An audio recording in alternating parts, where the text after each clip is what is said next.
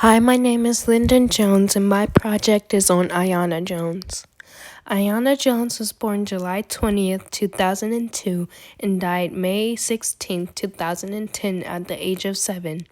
The whole story of her death starts with the police trying to find a man by the name of Chauncey Owens, who was suspected of gunning down 17-year-old Jerrion Blake.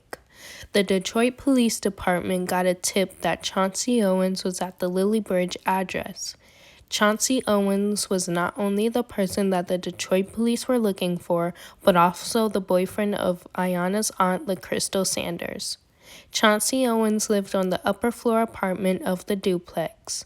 At 12:40 a.m. on Sunday, May 16th, 2010, while AIYANA was sleeping, the police threw a flash grenade through the window to distract the people in the house, which Officer Weekly, the person who killed AIYANA, says blinded him of the person on the couch in the living room. Officer Weekly says that he went into the house with a shield and his gun. Then Myrtilla Jones, AIYANA's grandmother, grabbed the gun, which led to the shot being fired. But Myrtilla Jones says that she did not touch the gun because she was trying to get the flames off her granddaughter that was caused by the flash grenade.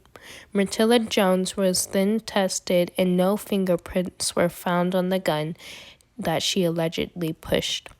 This is a video of what happened that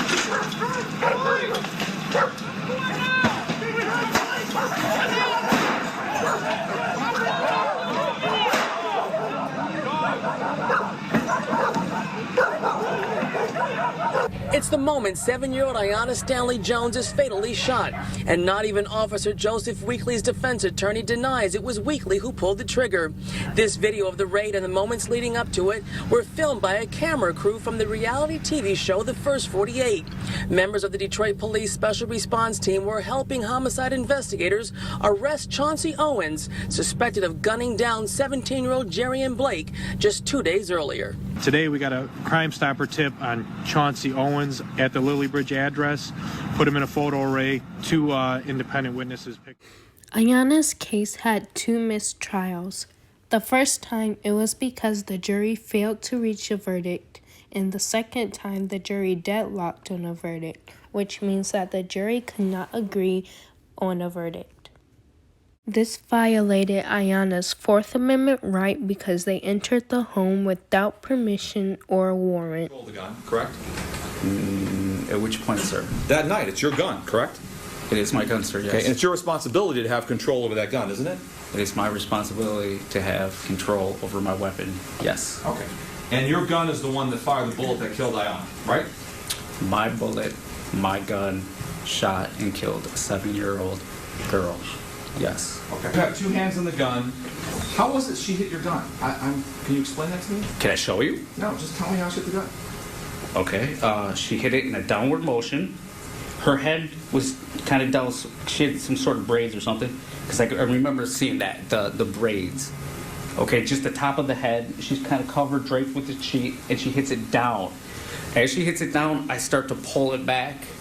I hear the shot, and I immediately go. And Officer Weekly says his focus actually went to a male relative of AIYANA's who they saw standing near a bedroom because he says that is who he thought fired the shot, not real. Weekly did not go to prison because of the jury vote, 7 saying not guilty and 5 voting guilty. The charge of involuntary manslaughter was dropped because of the lack of evidence. And 5 years later, Weekly was allowed to work as a Detroit police officer again. The people did many protests for AIYANA and others killed by police. For example, when 6 people chained themselves to the Detroit Police Department to protest, as well as when Black Lives Matter supporters protested for AIYANA. Both protests ended with people getting arrested. The media took AIYANA's death in many different ways. An example of the way the media took AIYANA's death was when Julio Jones put a decal of AIYANA's name on the back of his football helmet. I believe if officers were trained better not to shoot on sight, things wouldn't have gone how they did, because I believe nobody made any movements in the house to make Officer Weekly believe he needed to shoot. I also think if the police checked twice before they went into a house, they wouldn't have killed Aiyana. After making this project, I realized there are more things I don't know about the world and how dangerous it can be for a kid like me. Thank you.